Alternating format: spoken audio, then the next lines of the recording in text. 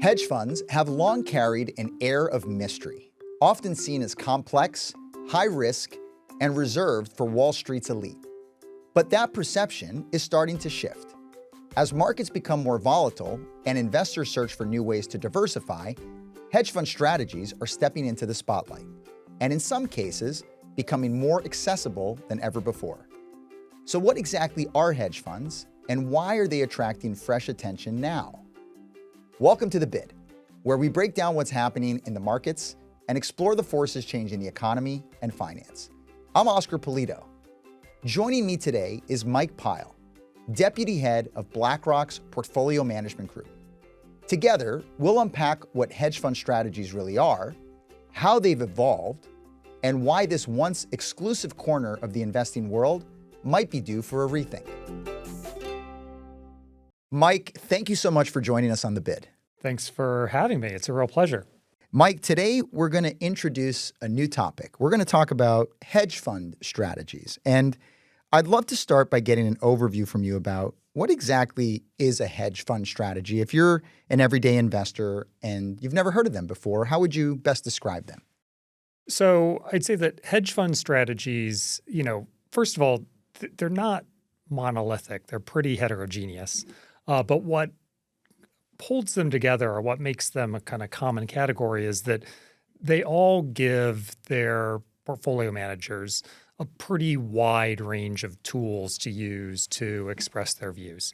The ability to go long and short, the ability to use derivatives to manage risk, among other things. And if you take a step back, why does that matter? I often kind of begin a lot of conversations when I think about investing with the thoughts of my friend and our colleague, Ron Kahn, who literally wrote the book on quantitative investing. And he talks about the fundamental law of active management, where the ability of an investor to outperform turns on three things. Turns on their forecasting skill, turns on the number of different forecasts that they have, their breadth, and then turns kind of technically on what's called their transfer coefficient, or to put it kind of more simply, the ability of an investor to translate their views into assets that they own in a portfolio. And if you think about it, it's really this transfer coefficient that gives hedge funds their edge, the ability to more efficiently, more precisely express the forecasts, express the independent views of a portfolio manager into their portfolio by virtue of giving them more tools to express those views. And so it sounds like, as you're describing hedge fund strategies, I'm thinking of the word flexibility. You mentioned breadth, but it sounds like it gives a portfolio manager flexibility to express their views in a lot of different ways. And that's exactly right. A lot of ways to then generate return. So in saying that, it sounds like hedge fund strategies could be a great alternative addition into a portfolio. But I think there might be a lot of investors out there whose idea about hedge funds, they've seen stuff in the media. Maybe there are some myths that you can help us debunk when it comes to some of the misconceptions that people might have about hedge fund strategy. Yeah, I think that's exactly right, Oscar. I mean, I'd say first, obviously investors need to, do a lot of work to, identify strategies that are going to work for them and what their objectives are in a portfolio. A lot turns on choosing managers. A lot turns on continuing to monitor those portfolios to ensure that they're delivering what they want. But, I do think that, exactly as you said, there are, a set of myths that tend to go along with people's conceptions of hedge funds and hedge fund strategies. The first I would say is that, these are, by their nature, high risk portfolios. And, I think the fact of the matter is there are a range of different types of portfolio strategies and a range of different risk levels that those portfolios are run at. So, for example, some investors use hedge fund strategies really as very return-seeking strategies. They see them as a complement to or a substitute for their stock, their equity allocations. Other investors, and we see this a lot in the conversations that we have with investors are looking to hedge fund strategies to replace fixed income allocations. And those are, of course, much lower risk, lower volatility strategies than those that are intended to replace or substitute for equity allocations. And so I'd say that's the first misconception. The second, again, it kind of related, is this idea that hedge funds are there to beat the stock market. That's what hedge fund strategies are for. And I think that, this kind of rhymes with the answer to the first one, but really gets again to this kind of core point of what do hedge fund strategies deliver? And most of what they deliver, in addition to return, is lower correlation.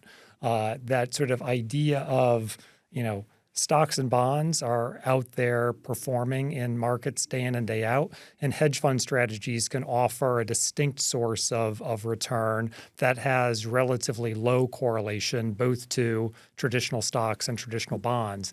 And it's that lesser correlation that makes it potentially a really powerful addition to a portfolio. And then I think the third misconception is that hedge fund strategies are really just the remit of the most sophisticated institutional investors. Certainly, historically, that's been the case.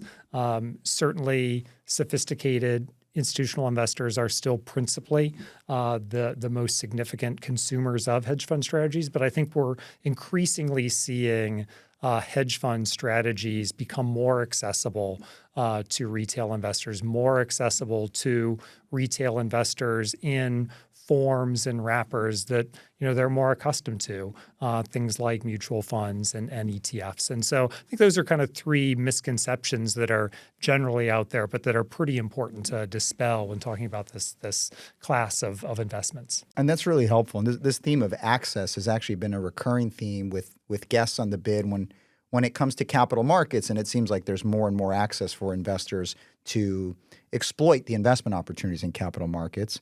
But you also mentioned, just to go back to some of the things you touched on earlier, that hedge fund strategies can be very heterogeneous, meaning they come in different kind of shapes and sizes and risk profiles, and hence why some investors might use them as a substitute for stocks, but some might use them as a substitute for bonds. Mike, all that background is very helpful. And I'm curious, though, why is it that now, at this point in time, in this sort of market environment, is the interest in hedge fund strategies picking up? Well, why are we having this discussion at this point? Yeah, so I'll make a very specific offer a very specific answer and then offer a broader one. I think the specific one goes a little bit to this point around fixed income replacement. So I think in a world where, for a range of macroeconomic reasons, whether it's fiscal deficits around the world, whether it's sticky inflation, the experience of inflation over the past couple of years, whether it's greater uncertainty around policy frameworks like from central bank and fiscal policymakers, I think there's more uncertainty today than there has been in some time about the role that government bonds are going to play in portfolios, and in particular, the diversifying role that government bonds can play in portfolios. And so I think in that world, investors are seeking alternative strategies that can have lesser or lower correlation to the broad market as alternative sources of diversification in their total portfolio in a world where, again, government bonds maybe aren't playing or going to play the same role that they have historically.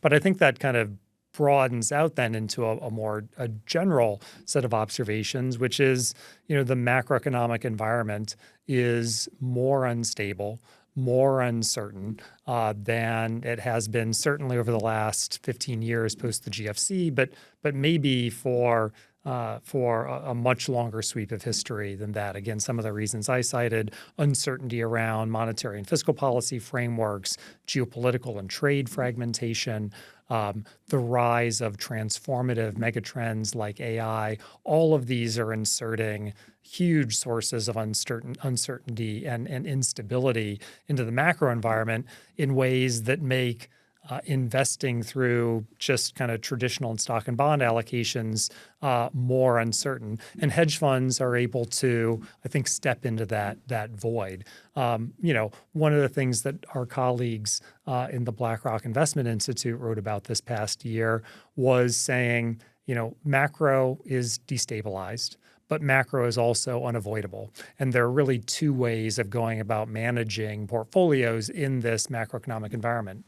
One is to embrace the macro, to identify skilled managers who can navigate macro currents that are highly volatile, highly uncertain, and have demonstrated skill in doing so. The other is to seek to dial down that macro risk to zero, to identify sources of macro risk and to run portfolios, oftentimes systematic portfolios, that can really dial that risk down and take it out of portfolios. And as we look across the landscape in 2025, you look at the industry, those are really the types of hedge fund strategies that had significant performance across the year. And I think it's reflective of the broader environment that we're a part of and reflective of why investors are turning to these strategies today. Maybe just a quick follow-up question. Is it a coincidence, or is it in fact part of the reason why we're talking about hedge fund strategies in this period post 2021? I'm thinking about when interest rates went up in 2022 and volatility picked up, and we started talking a lot more about these mega forces. Is a period of higher volatility and more macro volatility as part of that favorable to hedge fund-like strategies? Yeah, I think that's exactly right. I mean, in some ways, it's exactly right, both kind of coming and going. I mean, I think that, the period of the 2010s, which was a period appropriately of extraordinary monetary policy, where one of the objectives of policymakers and one of the results of it was to pin interest rates to the ground and to dampen market and other forms of volatility as a result. That was an environment where the opportunity set for managers of hedge fund strategies, because of that low dispersion, was relatively low. Having the flexibility, having the tools that hedge fund managers have at their disposal wasn't as valuable in a world where volatility is low, dispersion is low, interest rates are pinned to the ground. I think exactly to your point, post 2021, a world where that environment is kind of turned on its head, where market dispersion is considerably higher, that offers a much different and much more substantial opportunity set for investors. And that flexibility, that toolkit that hedge fund managers and that managers of hedge fund strategies are able to bring to the table is more valuable, has real potential embedded in it. Mike, if you've followed us on the bid, you know that we've talked about things like private markets, we've talked about infrastructure, we've talked about gold and crypto, and all of these are assets that we have sort of broadly talked about them as alternatives to the more traditional stocks and bonds that tend to live in a client's portfolio. How do hedge fund strategies compare or sit alongside some of these alternatives? Yeah, so I think not unlike hedge fund strategies themselves, alternative investments come in a bunch of different shapes and sizes and serve different roles in a portfolio. And so I think when you talk about something like private market exposures, you're really looking to harness in your portfolio illiquidity premia that aren't available in public markets. When you look at things like gold, when you look at things like infrastructure assets, these tend to be alternative exposures that are more inflation hedging and allow a portfolio to have greater protection against the type of instability that can come in markets from inflation. I think hedge fund strategies are, yet another category. In general, what they're seeking to do is generate a source of return that has lower or lesser or low correlation to other assets. That's inclusive of stock and bonds. It's also inclusive of other forms of alternative investments like a gold, like a crypto, like private markets. And so that correlation That's the key feature, I think, driving hedge fund strategies in general and offering a vector of return different than stocks and bonds, different than other alternatives that can be additive in a portfolio context as a result. And Mike, I think you touched on this a little bit. You started talking about how hedge fund strategies can come in a lot of different flavors and styles. But when we think about how hedge fund strategies generate returns, is there one way they do it, or are there a lot of different tactics that are employed? Like, what do you observe when you look at the industry? Yeah, I mean, again, I just go back to that touchstone of this is not a monolithic space. This is quite a heterogeneous one. And so, whether you have managers employing long-short equity strategies, using the tools of being able to go both long and short to identify sources of outperformance, both from stocks that are appreciating more rapidly than the market and those that are underperforming on the short side, whether you're talking about macro strategies and navigating the types of forces around growth, inflation, and policy that characterize the macro environment, whether you're talking about something like event-driven strategies and looking at corporate events like mergers and acquisitions as sources of return and the volatility around those events as sources of return. There are a bunch of different flavors of hedge fund strategy out there. I mean, one that I would highlight, and I think is an increasingly important part of the broader hedge fund ecosystem, are so-called multi-strategy hedge funds that deploy a bunch of different types of strategy, long-short equity, macro, event-driven, much else besides, all underneath one roof. And, to take a step back and talk again in terms of like the theory of portfolios, it makes a kind of sense. What's better than one uncorrelated stream of alpha?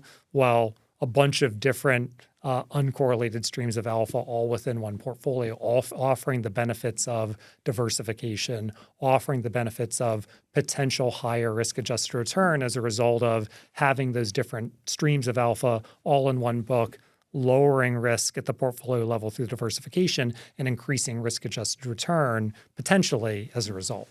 We've talked about what's changed in the market environment that has brought the topic of hedge fund strategies forward a bit now. It's volatility, it's investors looking for different sources of diversification, the role that macro is playing in the environment, and investors trying to navigate that. But I'm curious, how have industry and investor dynamics and really attitudes towards hedge fund strategies evolved over time?